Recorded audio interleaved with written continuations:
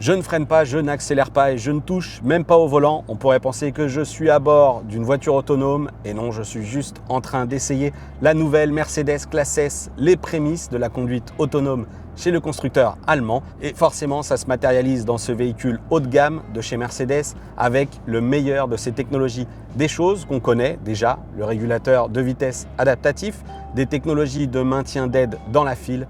Et là, ce qu'on entend, eh bien, ce sont les fameux bips de rappel qui m'invitent à reprendre la main. Et oui, je ne suis pas à bord d'un véhicule autonome et donc je dois rester vigilant. J'ai un message devant moi, aussi bien sur l'affichage tête haute que sur l'écran LCD qui fait office de compteur, qui m'invite à reprendre la main. Des bips vont se multiplier, s'accélérer jusqu'à ce que je reprenne la main. Et si je ne fais rien, eh bien, automatiquement, cette classe S, elle va entrer dans une phase d'urgence. Ici, on le voit, déclenchement de l'arrêt d'urgence. Ce que je ne vais pas faire, c'est évidemment la laisser faire puisqu'elle va rentrer dans cette phase donc, de situation d'urgence dont je parlais à l'instant, ralentir jusqu'à s'arrêter complètement. Je suis sur autoroute, elle va activer les warnings et appeler un service d'urgence. Pourquoi? Eh bien tout simplement si jamais le conducteur a fait un malaise pour faire intervenir des services de secours. Ici, cette technologie d'aide à la conduite, elle fonctionne de manière assez classique avec quelques améliorations du côté de l'ergonomie. Sur la classe E, ça fonctionnait déjà plutôt pas mal. Désormais, Mercedes veut mettre cette technologie encore plus en avant et intègre directement les fonctions de régulateur et de limiteur sur la partie gauche du volant. Je retrouve donc le petit bouton pour définir la vitesse que je souhaite respecter, ainsi qu'un autre bouton qui va me permettre d'indiquer la distance que je souhaite garder entre les véhicules qui me précèdent. Comme ce régulateur de vitesse intelligent est connecté à la caméra, eh bien, il peut à tout moment intervenir sur les limitations. Lorsque le véhicule va passer devant un panneau limité à 110, la classe S va automatiquement ralentir et accélérer, évidemment, à ce qu'elle repassera par exemple devant un panneau à 130. Ça, c'est véritablement très efficace. Efficace aussi la correction de trajectoire. Les mouvements sont vraiment très fluides. Regardez, ici une longue courbe sur autoroute. On n'a pas de secousse ni de saccade dans la direction. Autre avantage de cette technologie, si jamais je cherche à déboîter alors qu'un véhicule est dans mon angle mort, que ce soit un véhicule à gauche ou à droite, la Mercedes va m'alerter d'abord dans les rétroviseurs avec ses systèmes de capteurs d'angle mort et elle va aussi appliquer un à-coup dans le volant si vraiment je suis distrait et que je veux forcer le passage. On a maintenant quitté l'autoroute et on roule en ville. Et une autre bonne surprise, c'est que le régulateur de vitesse, il fonctionne dès 0 jusqu'à 200 km/h. Et là, eh bien, je l'ai activé. Et la surprise dont je voulais vous parler, eh bien, c'est que regardez, cette classe S, elle tourne seule alors qu'on est en ville avec une ligne discontinue d'un côté, le trottoir de l'autre, et vous voyez, elle roule seule. Alors là encore, évidemment, c'est qu'une aide à la conduite. Cette classe S, ce qu'elle fait, c'est qu'elle nous aide à amorcer les longues courbes, les virages, les insertions. Cette technologie, elle a ses limites en ville, hein, on le voit bien, mais vraiment on le sent dans la direction. Cette classe S accompagne le conducteur, y compris sur les routes sinueuses comme on est actuellement en train de les pratiquer. Et voilà, cette technologie de maintien dans la file du côté des aides à la conduite, eh bien, elle est efficace. On en attendait d'ailleurs pas moins de la part de Mercedes. Cette fois-ci, on va vous expliquer comment ça fonctionne côté matériel. Et pour ça, eh bien, on va retrouver des capteurs qu'on connaît déjà, à commencer par les deux caméras présentes au sommet du pare-brise. Une caméra longue portée, une caméra courte portée. Comme d'habitude, les champs de vision diffèrent un petit peu.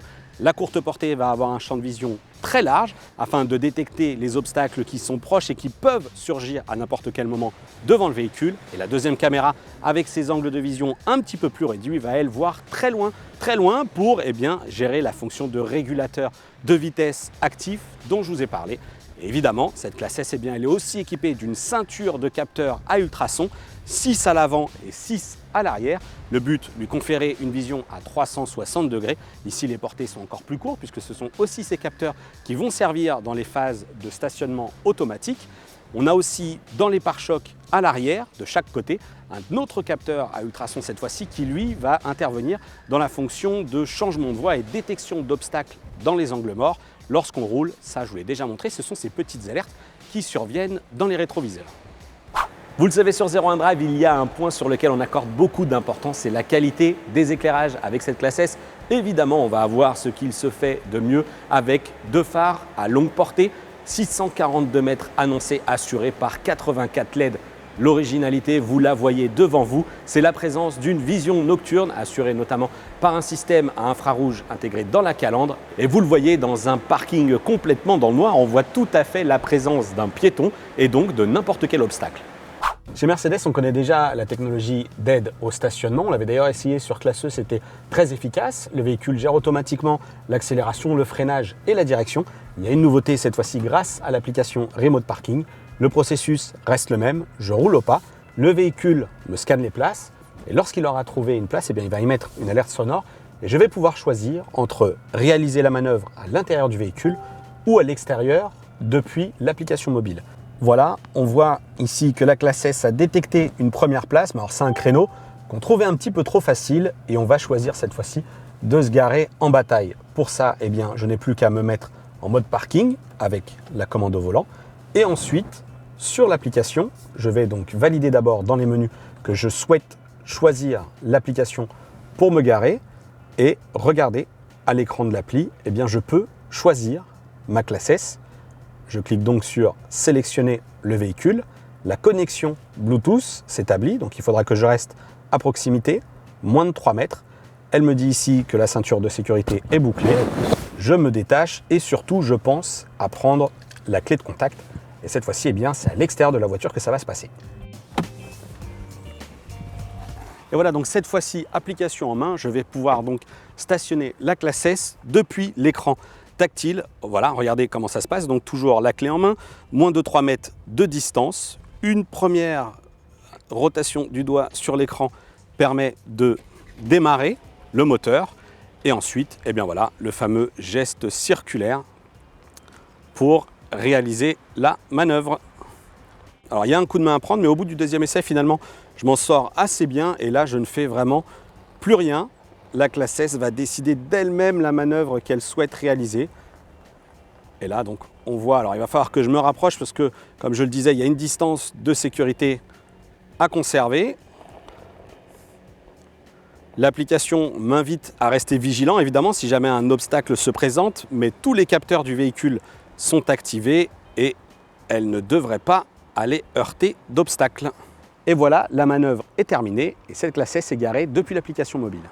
Et alors Mercedes a tout prévu sur ce gros gabarit de plus de 2,10 m de large, puisque toujours depuis l'application, il est possible de demander à la Classe S de sortir de sa place de stationnement si jamais on s'est un petit peu fait serrer et qu'on n'arrive plus à s'insérer dans le véhicule. Pour ça, eh bien, c'est assez simple. Il suffit de démarrer le moteur depuis l'application et ensuite de tourner son doigt sur l'écran tactile du smartphone. Et voilà, elle avance toute seule. Alors évidemment, je dois me trouver à proximité avec la clé et automatiquement ce véhicule gère ses contrôles et s'arrête évidemment si jamais il y a un obstacle devant. Et on termine le tour des fonctionnalités sur smartphone avec cette fois-ci l'application Mercedes Me. C'est quelque chose qu'on connaît sur ce type de véhicule haut de gamme connecté, avec donc la possibilité de retrouver sur l'application mobile les informations liées à son véhicule. Ici par exemple le niveau du carburant, 66%, autonomie annoncée 372 km. Une autre icône ici qui me permet de savoir si j'ai bien verrouillé le véhicule. Si jamais je ne l'ai pas fait, eh bien je peux le faire à distance, surveiller la pression des pneus ou encore la possibilité de localiser ma Mercedes Classe S si jamais je ne sais plus exactement où je me suis garé. On vous a parlé des technologies qui permettent de stationner facilement cette Classe S depuis l'intérieur ou l'extérieur du véhicule avec son smartphone. Et évidemment, lorsqu'on a une telle limousine de 5,25 m, la version classique est à 5,12 m, on apprécie aussi la qualité des caméras qui sont intégrées ici et la qualité des écrans aussi. Regardez un petit peu le rendu de cet affichage à 360 degrés. On voit même que les capteurs nous indiquent la proximité des obstacles avec différents niveaux de couleurs. C'est assez classique et toujours aussi efficace.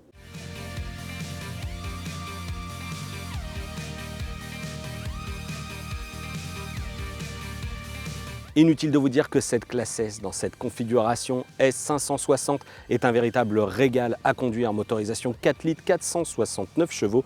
Je vous vois venir, c'est évidemment beaucoup trop pour nos routes et nos législations françaises. Quoi qu'il en soit, l'effet tapis volant de chez Mercedes est bien ressenti.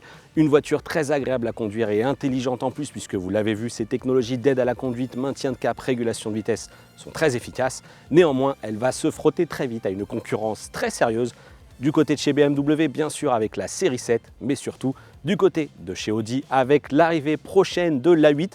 On vous en a déjà parlé sur 01net TV, 01net.com. Et donc, bien sûr, vous savez que l'Audi A8 intègre un lidar et qu'elle est annoncée compatible avec la conduite autonome de niveau 3. Il nous faudra donc comparer dans un prochain essai l'A8 à cette Mercedes classe S. Difficile de dire qui l'emportera, mais c'est sûr, le match va vraiment être très serré.